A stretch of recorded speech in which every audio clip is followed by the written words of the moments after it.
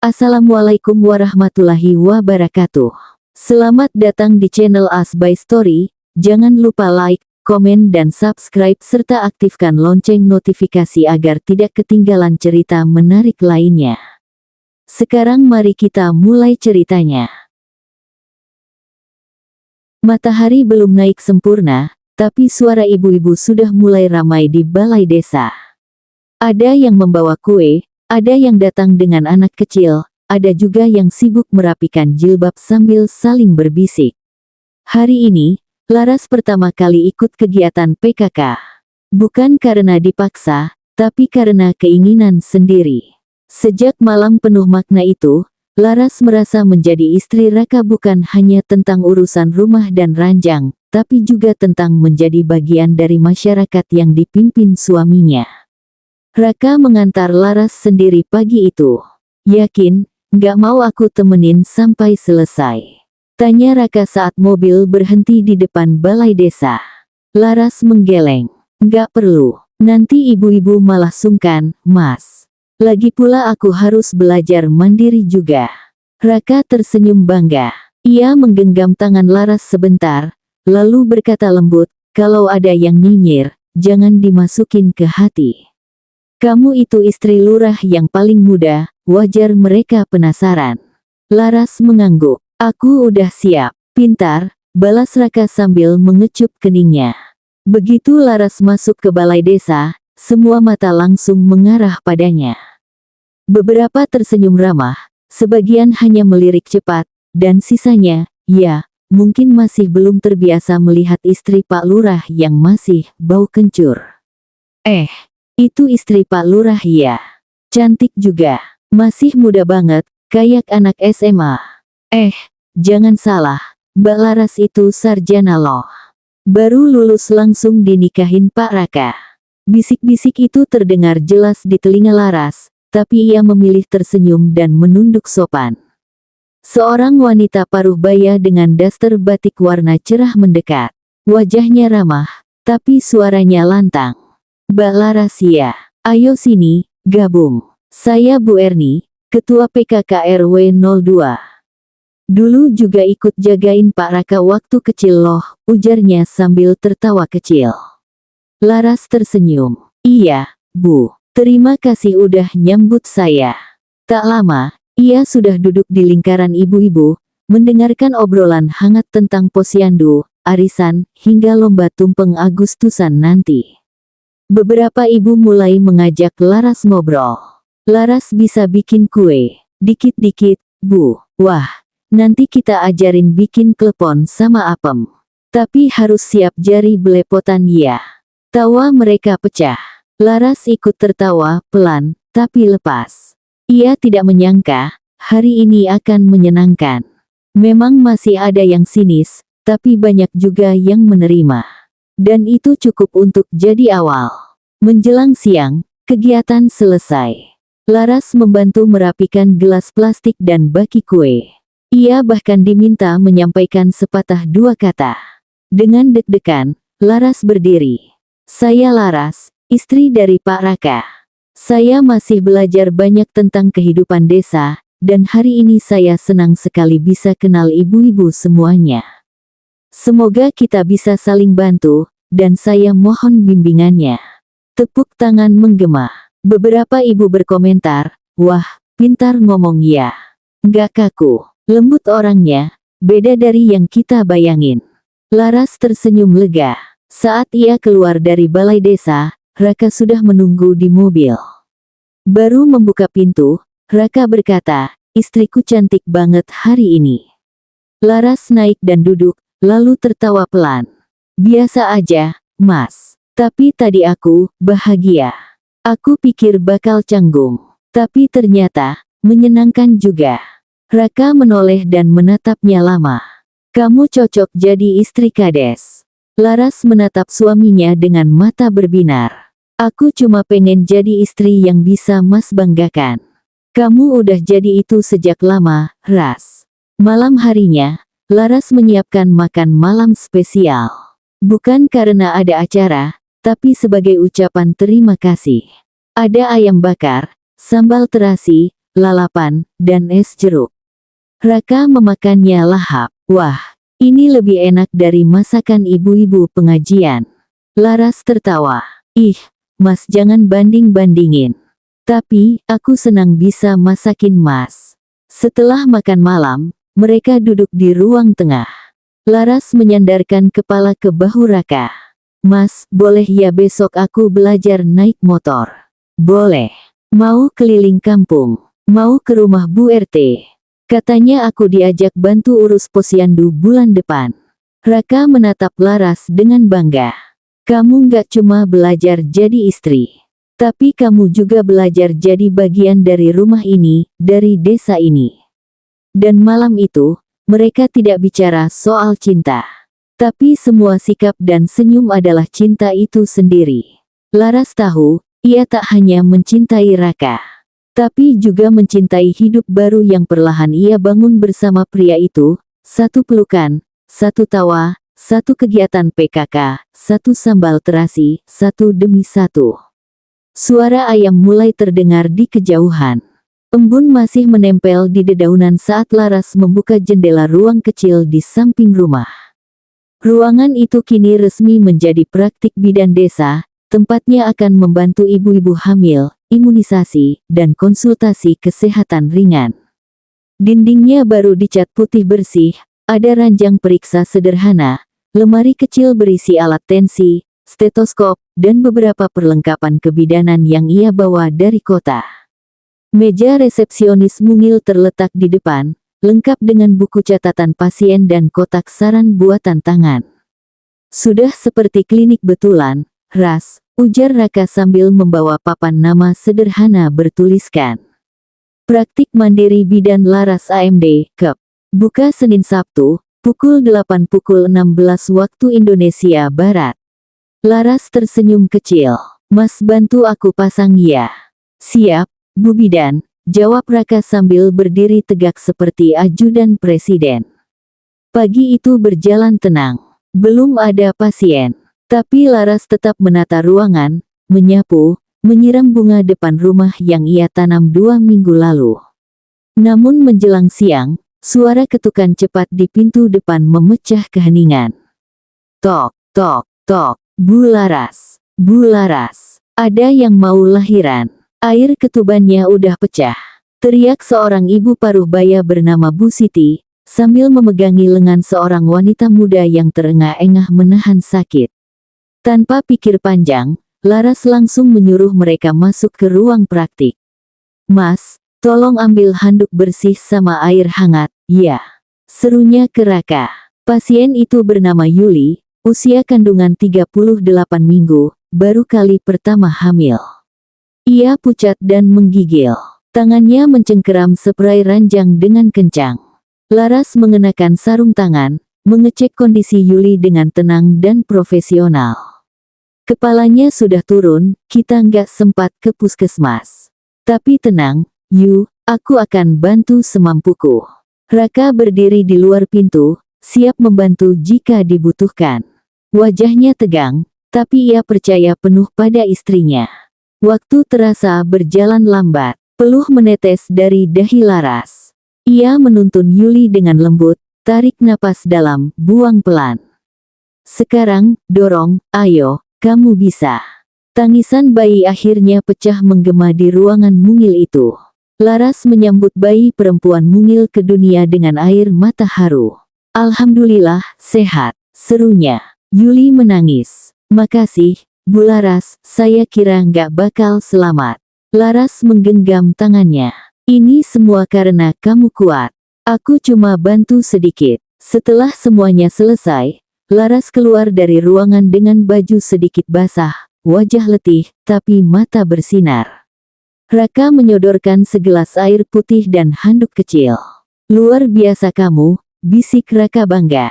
Laras meneguk air, lalu berkata pelan, itu pasien pertamaku. Raka tersenyum lebar, dan kamu berhasil selamatkan 2 nyawa. Aku bangga, Ras. Sore itu, berita tentang bidan Pak Lurah yang tangani kelahiran darurat langsung menyebar ke seluruh kampung. Banyak ibu-ibu datang untuk menanyakan jadwal praktik. Bahkan ada yang datang hanya untuk mengucapkan selamat dan memberi kue. Laras hanya bisa tersenyum. Dalam hati, ia tahu ini bukan sekadar praktik kecil. Ini langkah awal. Ini panggilan hati. Ini rumahnya, bukan hanya sebagai istri, tapi sebagai pelayan masyarakat. Dan di balik semua itu, selalu ada Raka. Diam-diam berdiri sebagai penopang tanpa banyak kata. Ia tidak pernah menghalangi, hanya mendorong. Tidak pernah membatasi, hanya menjaga. Pagi masih muda saat aroma sambal tomat mulai menguar dari dapur rumah kayu bercat hijau milik Pak Kepala Desa. Laras berdiri di depan wajan, tangan lincah mengulek cabai, tomat, dan bawang goreng di atas cobek tanah liat. Suara kokok ayam dan desir angin sawah menjadi pengiring rutinnya setiap hari. Dari kamar, suara pintu dibuka terdengar. Wah, dapur sudah panas, tapi suaminya masih dingin di kamar, gumam Raka sembari berjalan pelan dengan sarung yang masih belum dipakai benar. Laras menoleh sambil tersenyum geli. Sarapan dulu, Pak Lurah. Hari ini Mas katanya mau ada rapat dusun, kan? Raka duduk di bangku panjang kayu di pojok dapur, menguap lebar. Iya, ada rapat pembangunan jembatan kecil di RT 03. Tapi sebelum itu, aku harus isi tenaga dulu dengan sambal buatan istri tercinta. Mereka sarapan di teras rumah, nasi hangat, tempe goreng, sambal tomat, dan teh manis dalam gelas bening. Raka menyendok nasi, meniup pelan, lalu berkata, "Kamu tahu nggak, Ras? Ini lebih nikmat dari sarapan di hotel bintang 5. Laras terkikik kecil. Hotel mana yang sarapannya sambal tomat sama ikan asin, Mas? Hotel paling bahagia, rumah ini. Hari-hari biasa mereka tak megah, tapi selalu diwarnai obrolan hangat dan gelak tawa kecil yang tak pernah dibuat-buat. Usai sarapan, Raka bersiap ke balai desa. Ia kenakan kemeja batik dan peci hitam. Sementara itu, Laras menggulung lengan bajunya dan membuka ruang praktik di samping rumah. Hari ini, ia kedatangan pasien, Butari, usia kandungan 7 bulan, datang ditemani anak pertamanya yang masih balita. Silakan duduk, Bu, sapa Laras ramah. Hari ini kita cek tekanan darah dan pergerakan janin, ya. Anak kecil Butari rewel minta es krim, dan Laras sempat mengambilkan biskuit dari toples di meja kecil. Suasana praktiknya tak seperti klinik formal, tapi justru hangat, dekat, dan akrab. Nanti kalau anaknya lahir sehat, saya yang pertama datang ngasih hadiah ya, Bu, ucap Laras sambil tersenyum. Butari hanya tertawa malu. Setelah pasien pergi, Laras mencatat hasil pemeriksaan di buku besar, lalu membereskan alat-alat dengan rapi. Menjelang siang, Laras menanak nasi dan membuat sup bening bayam. Sambil menunggu air mendidih, ia duduk di beranda rumah, melihat anak-anak kecil berlarian di jalan setapak desa. Seekor ayam betina lewat, membawa anak-anaknya ke arah kebun. Sesekali tetangga datang sekadar menyapa. Bu Laras, sore ikut ngumpul di posyandu ya. Kita mau bahas menu tambahan buat balita minggu depan, kata Bu Erni dari seberang pagar. Iya, Bu. Insya Allah saya ikut. Sekalian mau nyumbang kue kukus, jawab Laras ceria. Hidup di desa, kadang terasa lambat, tapi justru disitulah Laras merasa tenang. Ia bisa melihat waktu berjalan perlahan, bisa mencium aroma tanah setelah hujan, dan bisa mendengar suara detak jantung rumah yang pelan-pelan menjadi miliknya juga. Sore hari, Raka pulang lebih awal. Ia membawa bibit tomat dan bayam dari kebun sekolah. Buat apa ini, Mas? Tanya Laras heran. Biar kamu bisa berkebun lagi. Waktu kamu bahagia nyiram tanaman, aku juga ikut senang, ucap Raka sambil tersenyum. Akhirnya mereka menghabiskan waktu di kebun kecil di belakang rumah. Laras menggali tanah, Raka menyiram. Sesekali mereka melempar canda, dan tak jarang Raka pura-pura nyiram Laras pakai gayung. Mas, bajuku basah. teriak Laras setengah tertawa. Nggak apa-apa. Biar adem. Kamu cantik kalau ketawa, tahu. Laras menggeleng sambil tersenyum malu, pipinya merona. Di tengah tanah becek dan aroma daun basah, cinta mereka tumbuh diam-diam tapi pasti. Malam menjelang. Lampu kuning menyala redup, dan suara jangkrik mulai terdengar dari sawah belakang. Laras dan Raka duduk berdampingan di ruang tengah. TV menayangkan sinetron desa yang aktingnya agak berlebihan, tapi justru jadi hiburan tersendiri. Kalau nanti kita punya anak perempuan, namanya siapa? Tanya Laras sambil menyandarkan kepala di bahu suaminya. Kalau laki-laki, namanya siapa? Raka balik bertanya. Laras tertawa. Kok dijawab dengan pertanyaan? Raka mengusap rambut Laras pelan. Aku nggak peduli namanya siapa, Ras. Asal anaknya nanti kayak kamu, kuat, lembut, dan penuh senyum. Malam itu, mereka tak bicara panjang-panjang. Tapi setiap tatapan dan genggaman tangan adalah kata yang tak perlu dilisankan. Karena bagi mereka, hari-hari biasa yang penuh cinta sudah cukup untuk menjadi rumah. Pagi itu, udara desa terasa lebih sejuk dari biasanya. Embun masih bergelayut di pucuk daun, dan sinar matahari menerobos lembut dari celah pepohonan. Laras sudah sibuk di dapur sejak subuh. Hari ini bukan hari praktik seperti biasa, tapi hari kegiatan posyandu seruni di dusun sebelah. Bu Erni, ketua PKK desa, sudah mengajaknya sejak minggu lalu. Posyandu hari ini agak ramai, Bu Laras, ujar Bu Erni semalam, ibu-ibu dari 3 RT akan hadir. Kita butuh bidan muda yang semangat dan bisa komunikasi baik. Saya pikir, nggak ada yang lebih cocok dari istri Pak Kades sendiri. Laras sempat ragu, tapi Raka yang mendorongnya. Kamu mampu, Ras. Ini waktunya kamu dikenal bukan cuma sebagai istriku, tapi karena kemampuanmu sendiri. Pukul 8 tepat, Laras sampai di balai warga dusun sebelah. Tenda sederhana sudah berdiri, meja timbang bayi, meja imunisasi, dan lembar pencatatan sudah disiapkan. Beberapa kader posyandu sibuk menyiapkan snack dan kursi lipat. Bu Laras ya, sapa salah satu kader muda, wah, saya sering dengar dari Bu Erni soal praktik ibu di rumah. Makasih sudah mau datang. Laras tersenyum, sedikit kikuk, tapi mencoba hangat. Sama-sama, saya senang bisa ikut. Satu persatu ibu-ibu datang membawa anak balita mereka. Ada yang rewel karena takut ditimbang, ada yang malah ketiduran di gendongan. Laras bekerja dengan cekatan, menimbang, mencatat, mengecek imunisasi, dan menjelaskan kebutuhan gizi. Berat badannya masih kurang, Bu. Coba ditambah telur rebus atau kacang-kacangan ya. Nggak perlu mahal, yang penting cukup zat besinya.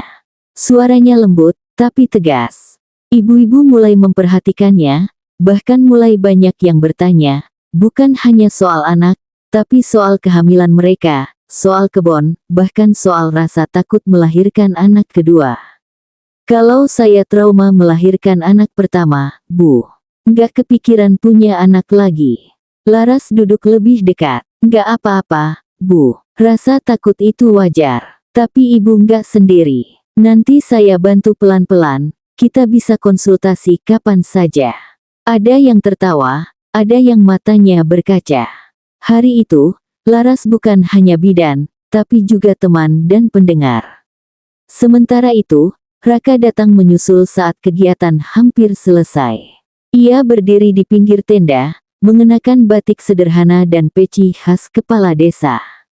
Beberapa warga langsung menyapanya.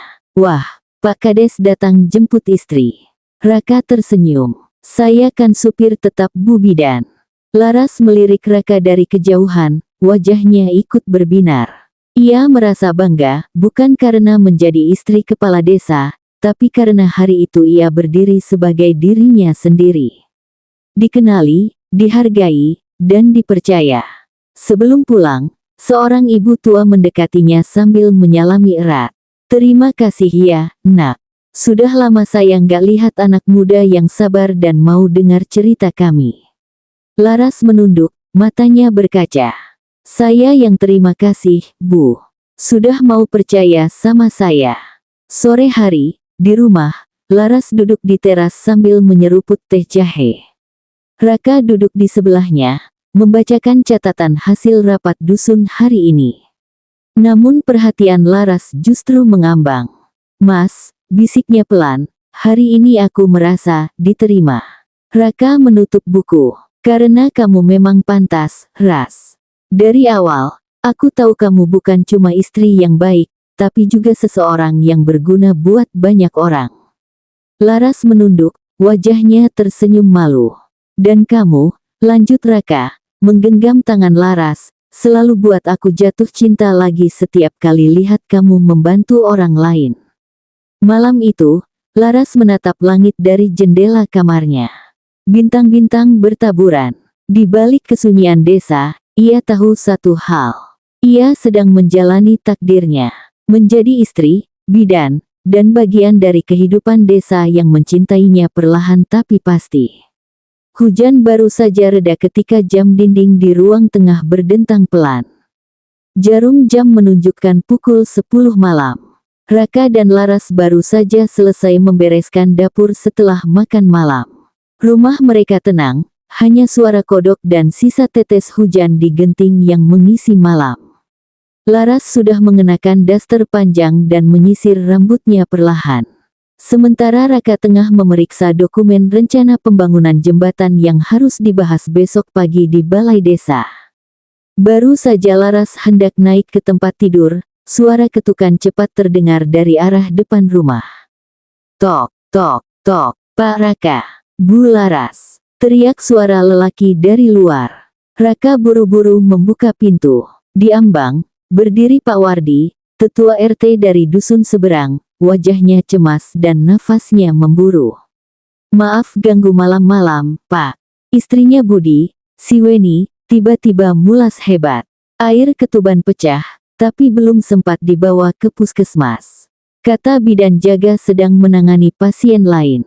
Warga minta tolong Bu Laras. Laras sudah berdiri di belakang suaminya, tas bidan sudah tergantung di bahunya. Matanya sigap, tak ada jejak ragu. Mas, kita berangkat sekarang, ujarnya pendek. Rumah Budi terletak di ujung desa, melewati jalan setapak kecil dan satu jembatan bambu yang baru akan diperbaiki. Hujan yang tadi mengguyur membuat jalan licin, tapi Laras tetap melangkah mantap.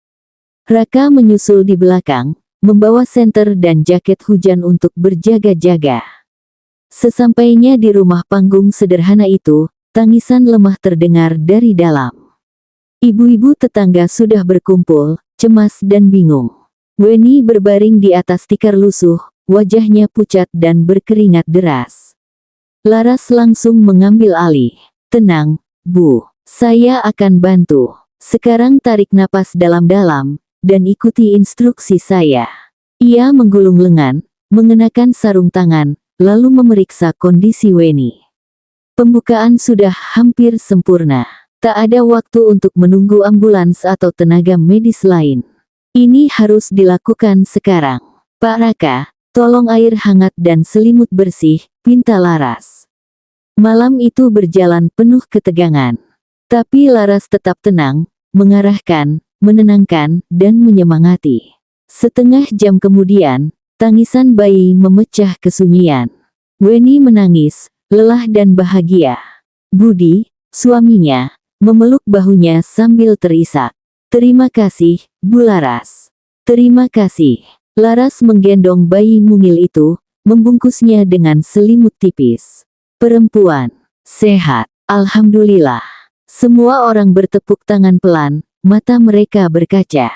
Tak ada yang bisa menyembunyikan rasa haru malam itu. Dalam perjalanan pulang, Laras duduk di atas motor yang dikendarai Raka. Jalan masih licin, dan embun mulai turun.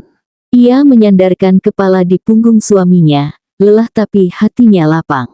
Mas, gumamnya pelan, aku nggak ngangka, ternyata begini rasanya dipercaya orang. Raka tersenyum, meski Laras tak bisa melihat. Dan kamu nggak pernah berhenti buat aku kagum. Malam ini, kamu bukan cuma bidan desa, tapi penyelamat. Sampai rumah, Laras memeluk Raka sebelum mereka masuk ke kamar. Terima kasih sudah selalu ikut. Raka membalas pelukan itu erat. Aku suamimu, Ras. Tempatmu bertugas, disitulah aku ada.